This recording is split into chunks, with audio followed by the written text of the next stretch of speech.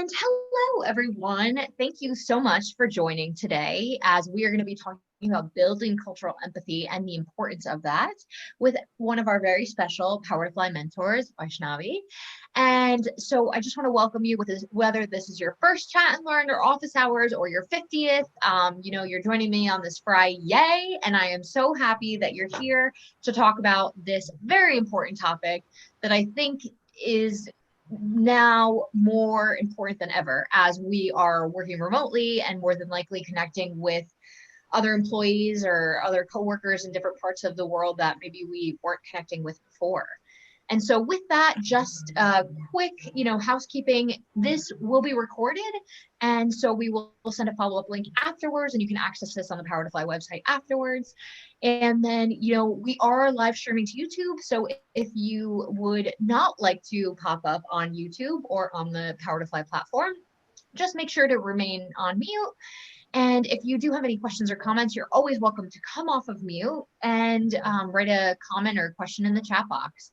And so with that, I want to hand the mic over to Vaishnavi, and she is an engineering leader at Western Union. And so Vaishnavi, I just wanted to give you the opportunity to, introduce yourself a bit, and then we can dive right into the pre-submitted questions. Sure. Yeah, I've been in this space for like 20 years and probably in leadership positions for quite a significant bit of those years. And with my career, I've had the opportunity to work with teams in different locations. So it's been an experience where I have kind of been a bridge between different regions. I have been visiting. I was originally based in India. I used to visit as a consultant here and work with my team back in India. And then soon, I moved here. So with that experience, I've kind of seen how different cultures and play a role into teamwork. So that's why I felt this is a subject I'm quite passionate about, because you see how much of that cultural empathy plays a role in good teamwork. Definitely. And I feel like once you accomplish cultural empathy or whatever level you can get to of that, it really helps take a lot of the friction out of communications, because then you understand why one team may be communicating a certain way versus another, why they work a certain way that they do. So this is definitely important and interesting. And, as a PowerToFly, we are covering 15 different countries. It's really cool getting to see that, to learn about other countries and, their traditions and the different holidays they celebrate, and the different foods that they eat. And so with that, I want to go to the first question, which is, what exactly is cultural empathy, and how does it affect people when others aren't cognizant of it? Yeah, I think that's a great question, a great starting question too, because it kind of lays the foundation for what we'll be talking about. I think cultural empathy is, the way I see it, is it's an understanding of different cultures and how, from a working standpoint, right? Primarily, how does it impact the way they perceive themselves at work, the way they approach work? And that understanding is what I say is cultural empathy.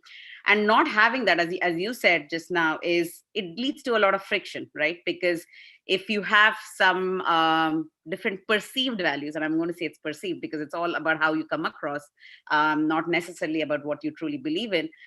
So these perceived values, and if there's a difference in what you perceive, is going to cause friction.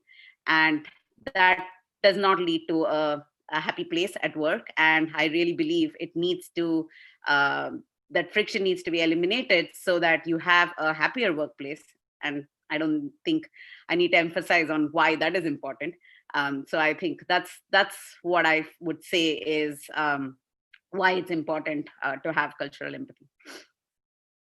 And, a follow-up question that I have here is, as you mentioned before, that you have been kind of the link before with across different cultures, how have you been able to transmit some of that cultural empathy or help some of that understanding across the different cultures?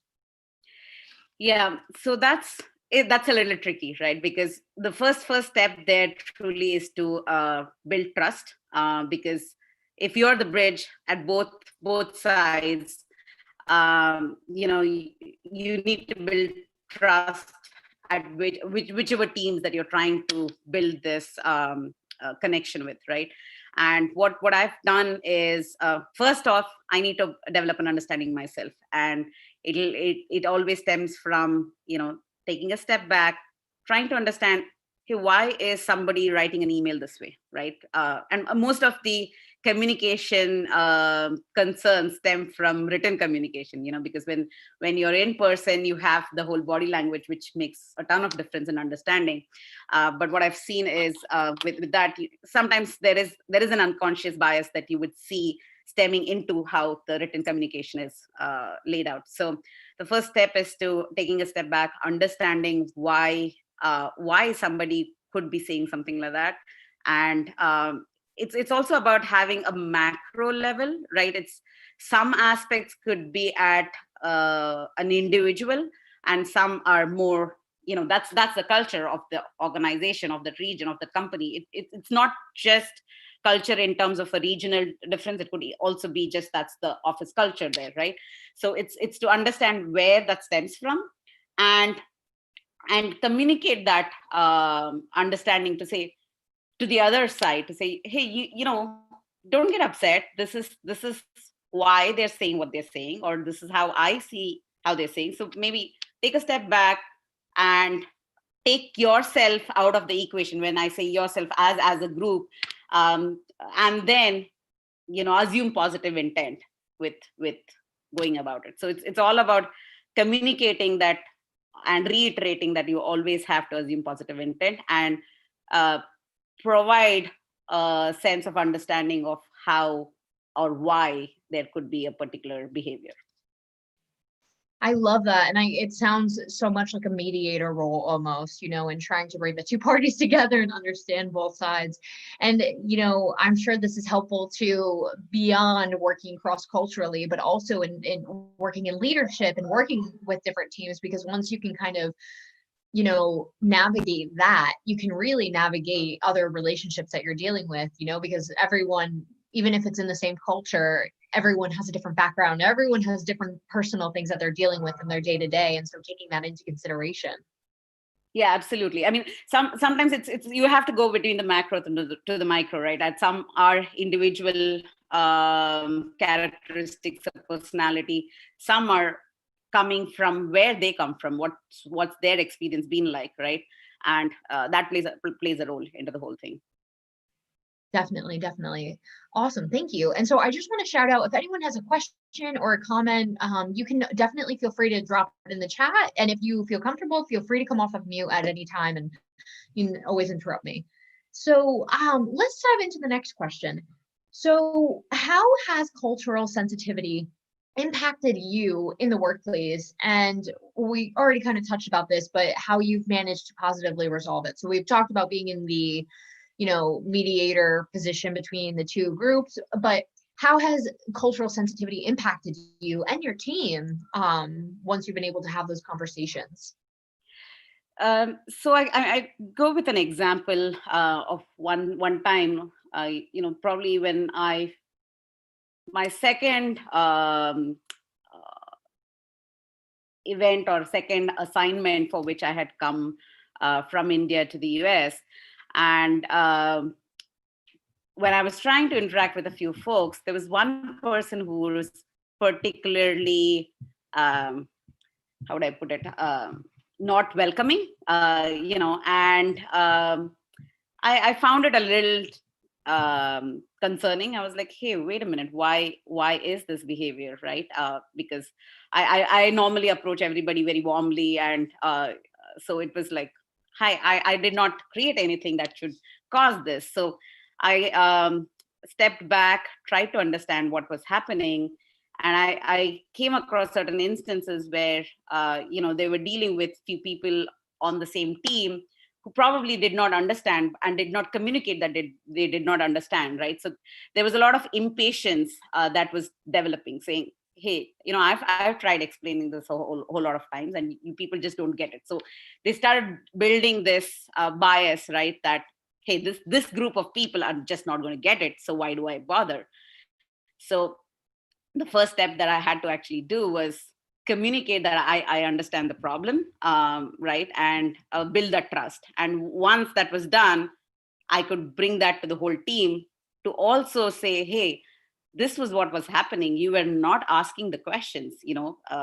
It's okay to ask clarifications. And uh, sometimes there are people who are a little hesitant in a large forum, and they were like, oh, we didn't want them to think bad of our organization, so we did not ask the questions. And I was like, no, you have to ask the questions to clarify, because that's important. So you're actually showing that you care and you want to understand. So once you start communicating why this is important and how it's perceived differently, then the team's attitude and behavior changes, and it builds that trust between the two groups.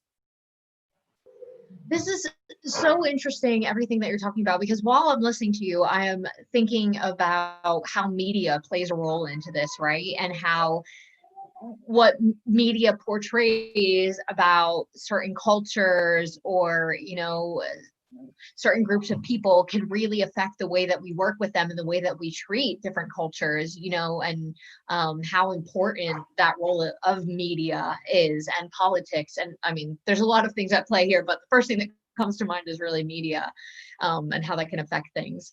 So that's super interesting. Thank you for sharing that. And so how can someone in the workplace recognize cultural differences that are behavioral versus attitudinal? And how do you recommend navigating around these differences?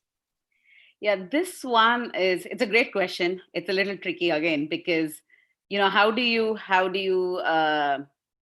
get into what's cultural if you do not recognize it, right? Like if the person is new, if the culture is new, you do not know how to attribute it to. And here I would always say, find a partner in crime, right? Like find somebody else in the group who probably knows the person, knows the culture a bit more, and try to have a conversation to say, hey, has this person always been like that? Because sometimes it could also be with a person, a particular individual or group, that attitude is coming across, right? So is it personality? Is it a result of an unconscious bias, or is it something of their culture, right? So it's always good to kind of talk it out with somebody who may know the person or culture a bit more.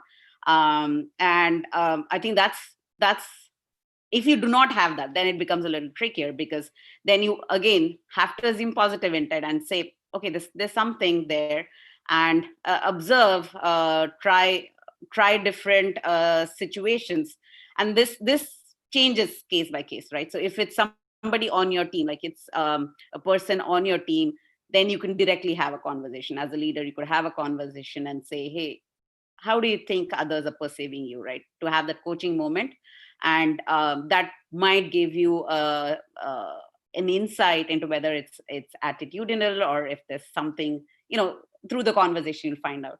But if not, if you're kind of on the sidelines, then it's best to wait and watch and see how it goes. And if it becomes too much of a problem, then that's where you probably have to reach out to others who know the person better, and go from there. Thank you for that insightful advice. And so, do you think that when you're incorporating someone new onto your team who is from a different culture, let's say you're mostly comprised of people in New York, and now you're getting somebody from, let's say, Denmark, do you think that responsibility also kind of falls on the leader of the team to inform everyone else on the team about maybe some cultural differences, whether it be, beyond, obviously different working hours, but maybe kind of like a working culture and what that means? And so I just want to get your advice or your insight on that. Yeah. So when again, it's not easy for a leader to know all cultures, right? So if somebody's coming from Denmark, for example, hey, I don't know how they're going to be. So the main advice that I would always look at here is to be welcoming, right? As a team, not to assume that folks will behave a particular way all the time, right? And I can give an example here, and it's not even from a different culture in terms of region, but even a different culture in terms of what work culture they are used to. So long back, when I was working in a team, mostly men, right? And we had this woman who joined as a manager, and she had a lot of commitments, family commitments, and she would go on time, right? But the group of youngsters mostly, right, they don't have any commitment, so they would work longer hours. And their first kind of feeling of animosity was like, hey, the manager gets to go early, we are working our butts off, right? And at that moment, I had to step in and say, hey, yeah, we are all out here, but you do realize that there are other things. That doesn't mean she is not doing her job, right? So it's to recognize why that mindset is, where it's stemming from, and say, hey, it's okay. You don't have to assume everybody needs to be like you to do the same job. So I would just take that one step further, when it's a different culture, a new person coming, to be welcoming, to be open, and then wait, assume positive intent. I can't say enough about how important that is. And develop this understanding of the other person before you start judging or assuming that they will also do certain things the way you've always done. I love it. Yes, such good advice. And that I think applies in every situation, trying to understand where people are coming from and what they're dealing with is so important. So we had somebody who raised their hand, so I want to give them the opportunity to come off of mute. Hi, guys. Can you hear me? Yep. Good. I actually wanted to tell you a story from my experience that is also connected to the cultural differences. And why I'm here today, because I think when you work in a multicultural environment, it becomes very interesting because you need to understand how to talk to people.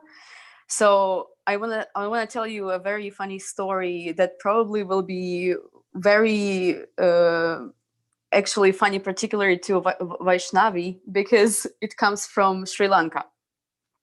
So a few years ago, I was working on a team in China, and we were organizing this huge event with 50 plus countries participating. It was a competition between children, and we would work with embassies, and we would reach out to them and let them bring their people to China, their kids and teachers to China to participate in this event. And we would provide food and accommodation and the tickets and etc., etc. So we had this team coming from Sri Lanka.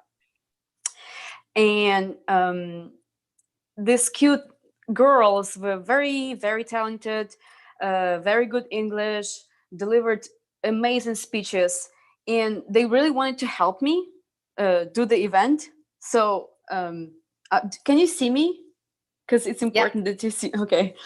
So it was very funny because I was delegating tasks to them to do this and this and this. And these girls were looking at me, and they're like 15 years old, 15, 14. They're looking at me with these huge eyes. And once I deliver this task to them, they would go, okay, we do this. And to me, it was a huge problem because I could not possibly digest this movement that they do this but it means yes. So It's my more of mind blew this, up. right? I think it's more of Yeah, this. like the like It's this. like So this. they would do this Yeah. and say yes, yes, yes, we would do it, you know. And to me, it's just so interesting because in my mind they say no. Yes.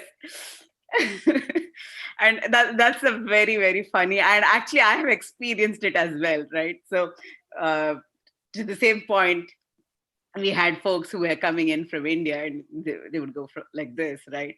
And this person here would say, "Hey, wait a minute, what are you trying to say?"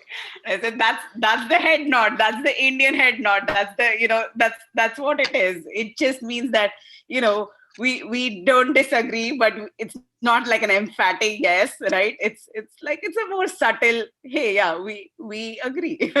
So. But did you try to kind of get used to to a westernized culture? I definitely had to do a conscious change. As I moved here, it was these are such subtle ones that you do not realize. So it was a conscious change to say yes and no, right? Otherwise, it's okay. It's really an okay, right? So yeah, it's a very funny example. Thanks for sharing that. Welcome. Yes, thank you for sharing, Paulina. That was a very, very funny story. And so Umasankar has a question, and I want to hand the mic over to him. Oh yeah, thanks. It's an interesting conversation that we're having, Vaishnavi. Uh, I want to ask you one thing where in an organization, the organization has a culture and the leader will have one more culture, right? So having said that, I want you to let me know your experience when you interact with millennials with respect to cultural empathy. So what is your life's experience? If you could share it with us, we'll be happy to understand and how you've gone about it. So I'm trying to kind of get that question right. So you're saying you're very right in saying that the organization has a culture, the leader has a culture. Yeah. Uh, but in terms of millennials, are you saying that as a leader, how have I seen millennials adopt a different culture? Is that Perfect. Yes, yes, okay? you're right.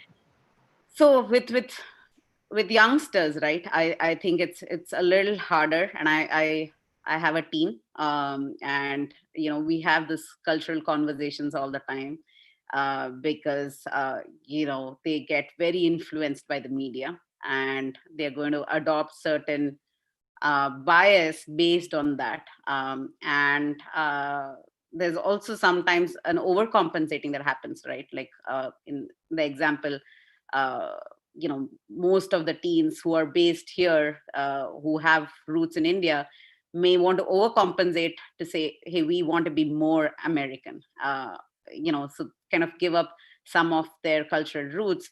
So with that, there's a different type of bias that ends up happening. And so with millennials, you kind of want to not so much as to show or advise directly, but let them see what happens, and then kind of step in when there is an issue, right? To say, hey, you approach this with this bias, but do you see that the other person had a different uh, perspective, and the bias was unnecessary, right? I don't know Totally. if Thank you. yeah. And that's so interesting because I feel like eh, looking at different generations, it almost feels like the millennials and coming generations there's more of this cultural empathy that's kind of becoming embedded, right? Because there's so much more focus on, different racial injustices, at least focusing on the US, right? And so that's a big cultural difference when you're looking at Black culture versus white culture versus Latino culture in the US, or whatever kind of culture you're coming from. And so it's really interesting to see how that integrates into each other. So thank you so much, Wasanka, for coming off of mute. And thank you, Paulina, for that story. That was very funny. And so I wanted to ask you a question, how can you address a team with conflicting cultural ideas? How do you deal with that? So conflicting cultural, I think it kind of comes with the same original concept that I was saying about being the bridge, right? And communicating. But with conflicting, I think you kind of have to embrace the differences, because if it's a team where there may be a group who is very efficiency focused, right? Let's say because um, they are very clock based. We need to start at this time, we need to end at this time. And there may be another group who are like a little, hey, doesn't matter if a deadline slips or so, right? But we want to do it right, more perfection based type of a mindset. So let's say you're dealing with these different cultural, this type of a difference, then you almost want to embrace that change, because you want to leverage what strengths one team has and play it with the other team, right? It's not that one is always needed, or a particular attribute is superior than the other. They are both valuable in their own ways. And so with conflicting cultural values, I would say you almost want to embrace the differences and recognize the strengths between each team, what they bring to the table, and approach it that way, and kind of navigate so that it's not so much of friction that's caused, but by giving them what they are going to be successful in, you're automatically building a stronger team.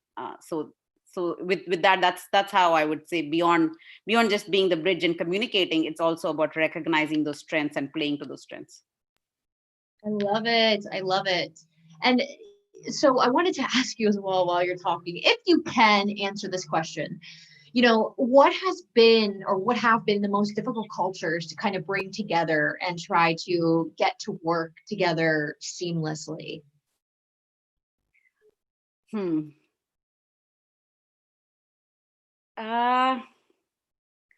Yeah, I think I would say it's a